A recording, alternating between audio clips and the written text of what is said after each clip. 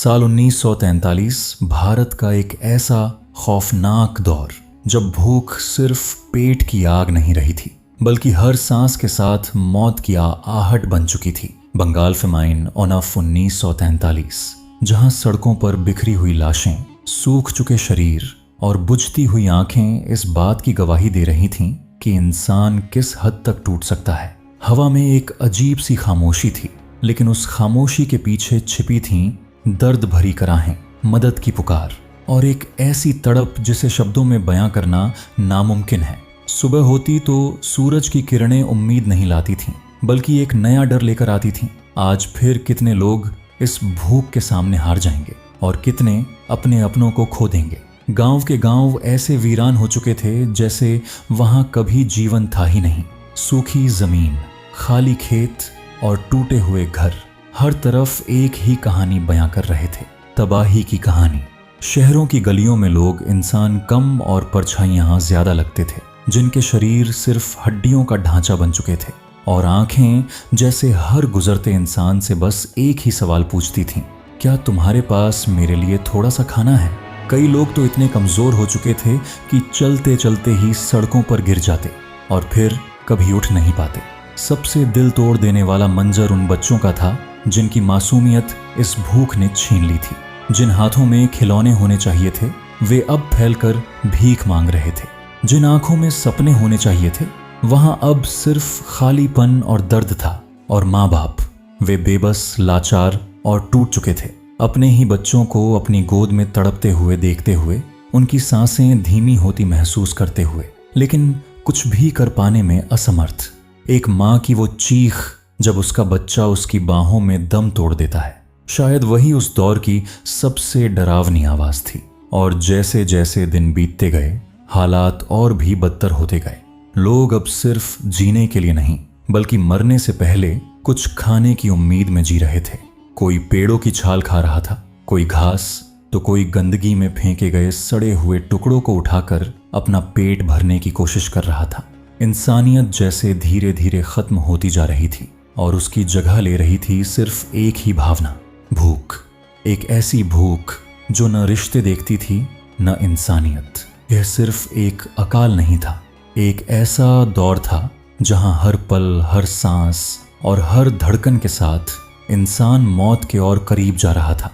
और सबसे दर्दनाक बात यह थी कि इस पूरी त्रासदी में सबसे ज्यादा शोर था उस खामोशी का जिसमें लाखों लोगों की चीखें दबकर रह गई थीं। लेकिन इस कहानी का सबसे डरावना पहलू यहीं से शुरू होता है, क्योंकि यह सिर्फ एक प्राकृतिक आपदा नहीं थी बल्कि इंसानी फैसलों की ऐसी परछाई थी जिसने लाखों जिंदगियों को निगल लिया।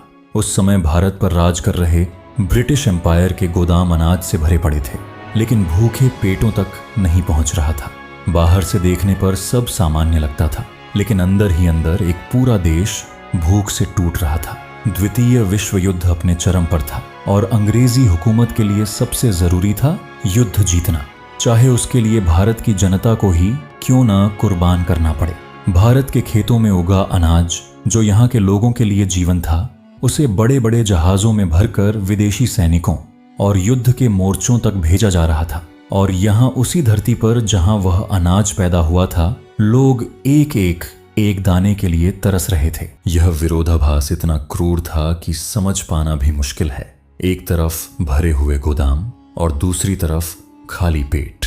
एक तरफ सत्ता की योजनाएं और दूसरी तरफ मरती हुई इंसानियत। धीरे धीरे हालात इतने भयावह हो गए कि इंसान और जानवर के बीच की रेखा धुंधली होने लगी।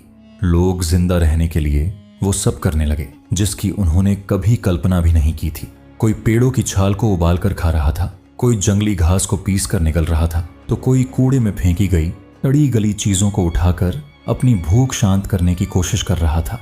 भूख अब सिर्फ एक जरूरत नहीं बल्कि एक ऐसी मजबूरी बन चुकी थी जिसने इंसान को उसकी हर सीमा से बाहर धकेल दिया था। और फिर कुछ ऐसी कहानियां सामने आईं जिन्हें सुनकर आज भी रूह कांप उठती है। ऐसी घटनाएं जहां इंसान ने सिर्फ जिंदा रहने के लिए अपनी सारी नैतिक सीमाएं तोड़ दी, जहां भूख ने रिश्तों की पहचान मिटा दी और इंसानियत को कहीं पीछे छोड़ दिया। यह वो पल थे जब समाज का हर नियम, हर मर्यादा और हर भावना इस एक शब्द के सामने हार गई, भूख। सबसे बड़ा सवाल आज भी वही है, अगर गोदाम भरे हुए थे तो लोग क्यों मर रहे थे? अगर अनाज था तो पेट खाली क्यों थे? और शायद इसी सवाल में छिपी है इस त्रासदी की सबसे कड़वी सच्चाई कि कभी कभी मौत सिर्फ प्रकृति नहीं देती, कभी कभी उसे इंसान खुद पैदा करता है। इतिहासकार बताते हैं कि करीब 30 लाख लोगों ने इस अकाल में अपनी जान गंवाई, लेकिन सच कहें तो यह सिर्फ एक संख्या नहीं बल्कि लाखों टूटे हुए परिवारों की कहानी है, लाखों अधूरी उम्मीदों की चिता है।